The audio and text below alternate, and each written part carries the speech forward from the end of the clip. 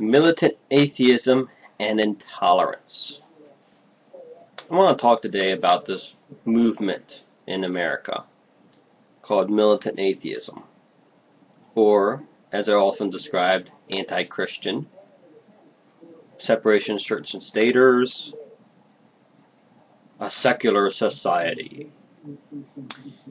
Militant atheists like to claim that they're not dangerous, like to claim that they're not a religion, not a faith. Clearly, they're united by a common belief, a belief that they hold on faith because they can neither prove or disprove their position. And they're not open to the possibilities that there may be a God or something else out there.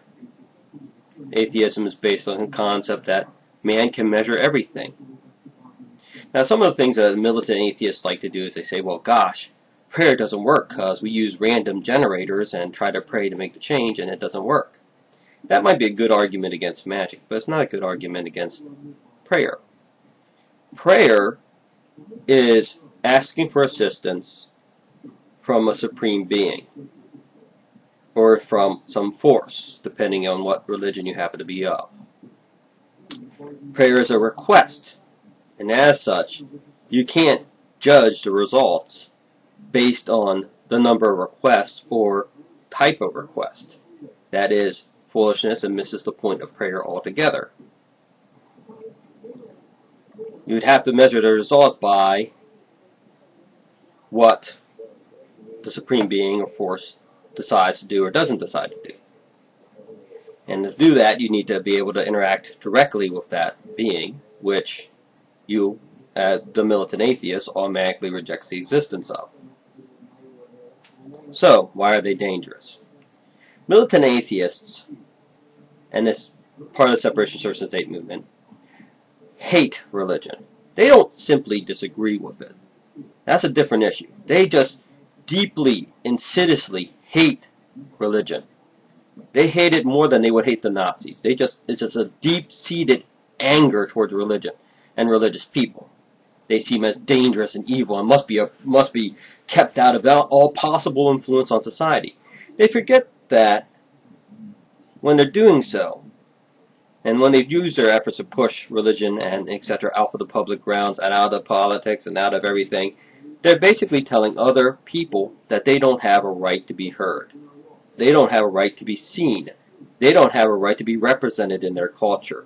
They're not allowed because they're religious. And only the atheists and secularists are allowed to have a say and be seen in public and be heard in public and have their views expressed in public. Because to do it otherwise is forcing religion on somebody. Though, of course, they're not forcing anything on anybody by telling everyone else to shut up and stay out of public forums. So you have this militant atheism that borders on, I mean, I swear, if you gave them the power, they'd probably send all Christians and all religious people to concentration camps to be eradicated so that the wiser thems can go on. It's not bad enough that they have a great deal of control over the government anyways, even though they represent like 4.5% of the population. You know, they're a minute minority, but they try to rule the country. You know, they don't believe in democracy, obviously. They don't trust the ability of people to make decisions and the moderating effect of expressing of ideas. They want to purge certain ideas from society. This is militant atheism. It's hateful, it's bigoted, it's narrow-minded, and it's violent in the end. And I say violent because it's been tried before. Communism, socialism, fascism often resorted to the idea that man finds his own solutions. And they have all resulted in carnage in the millions or tens of millions of people. The communists of Russia purged religious groups from their society because they were atheists. One of the central aspects of Russian society was a rejection of God, wanting a secular society. And this is the dream they have for us here in the United States. They want religious people purged from public view, their views purged from society, and ultimately dream and idealize groups that cause that kind of destruction and killings. So, are they dangerous? Yes, you are. Are you bigots and intolerant? Yes, you are. And if you do not have the idea that you're not bigoted and intolerant, and you will be willing to say, all my fellow Americans should have a right to say their view on public land and have their beliefs expressed on public land, have a right to be participants in the government.